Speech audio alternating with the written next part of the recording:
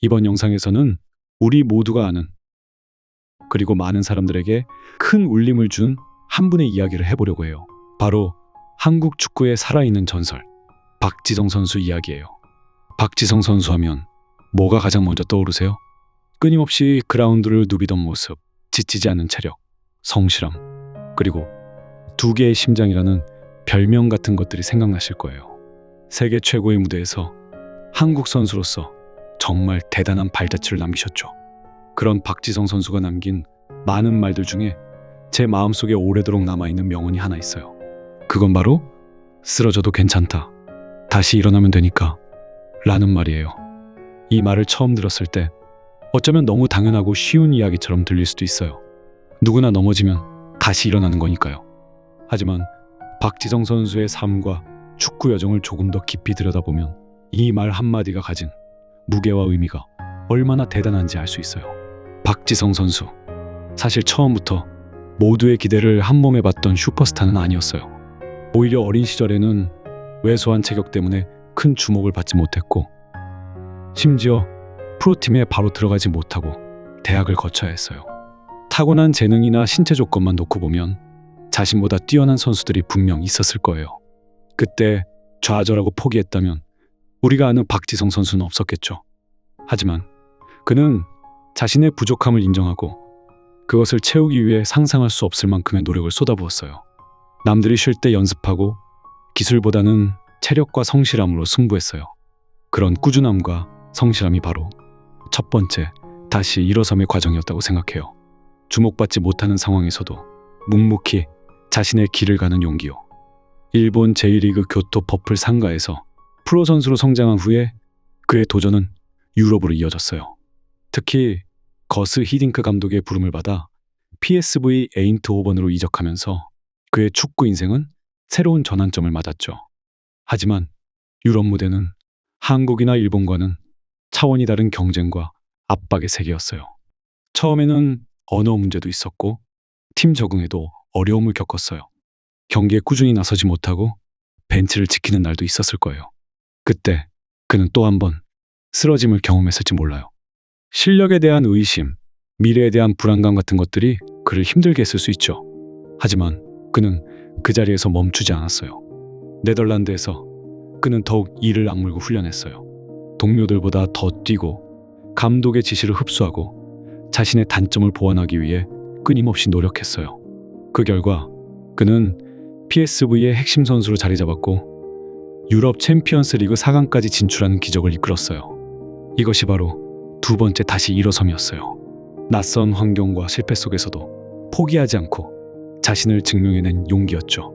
그리고 그의 축구 인생에서 가장 큰 도전이자 쓰러짐과 다시 일어섬을 극명하게 보여준 시기가 찾아왔어요. 바로 맨체스터 유나이티드 시절이에요. 세계 최고의 선수들이 모인 팀에서 주전 경쟁을 한다는 것은 매일매일이 전쟁이었을 거예요. 기회가 왔을 때 잡아야 하고 작은 실수 하나에도 큰 비판에 직면할 수 있었죠. 특히 박지성 선수의 경력에서 빼놓을 수 없는 이야기는 바로 무릎 부상이에요. 그는 선수 생활 동안 여러 번의 큰 무릎 수술을 받았어요. 운동선수에게 무릎 부상은 정말 치명적이에요. 한 번의 수술로 선수 생명이 끝나는 경우도 많아요. 박지성 선수도 수술대에 오를 때마다 큰 고통과 두려움에 맞서야 했을 거예요. 오랜 시간 동안 꼼짝없이 누워 있어야 했고 고통스러운 재활치료를 견뎌내야 했죠. 다시 걸을 수 있을까? 다시 뛸 수 있을까?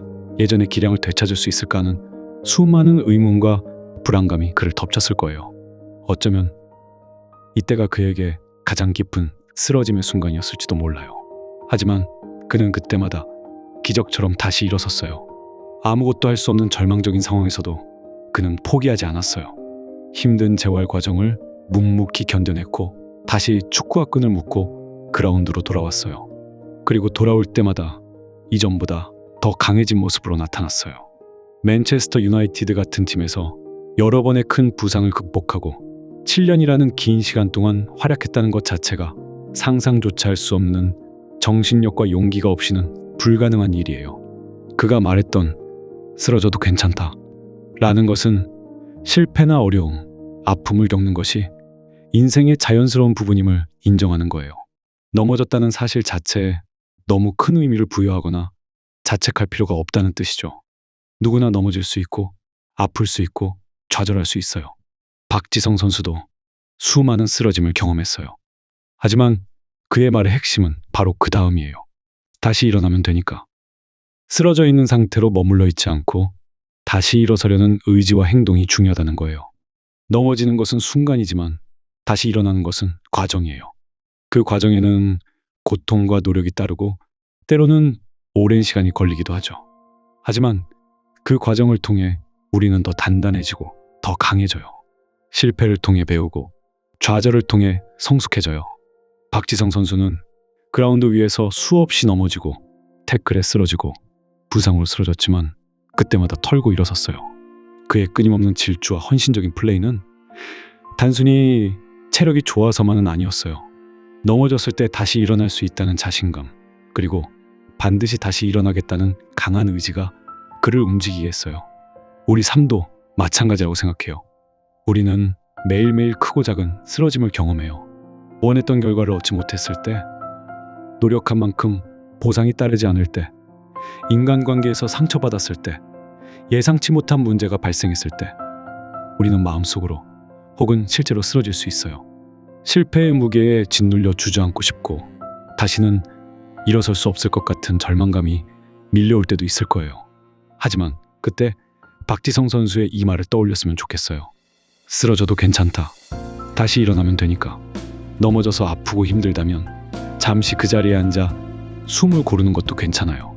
눈물을 흘려도 괜찮고 힘들다고 솔직하게 이야기해도 괜찮아요. 중요한 건 그 자리에 영원히 머물러 있지 않는 거예요. 다시 일어설 힘을 내는 것. 그게 바로 일상 속에서 가장 필요한 용기라고 생각해요. 그 용기는 거창한 것이 아닐 수 있어요. 아주 작은 것부터 시작될 수 있죠. 오늘 하루 일을 닫고 세수하는 것, 밥을 먹는 것, 친구에게 힘들다고 문자 한 통 보내는 것, 집 앞을 잠시 걷는 것. 이런 작은 행동 하나하나가 다시 일어서기 위한 과정일 수 있어요. 그리고 기억하세요. 다시 일어설 때는 혼자가 아니라는 것을요. 주변에 당신을 아끼고 응원하는 사람들이 분명히 있을 거예요. 그들에게 손을 내밀고 도움을 요청하는 것도 용기예요. 박지성 선수도 힘든 재활 기간 동안 의료진과 동료들의 도움이 있었을 거예요. 넘어지는 것을 두려워하지 마세요. 넘어져야 다시 일어설 기회가 생기고 다시 일어서는 과정을 통해 우리는 더욱 강해져요. 당신은 이미 수많은 어려움을 이겨내고 여기까지 왔어요.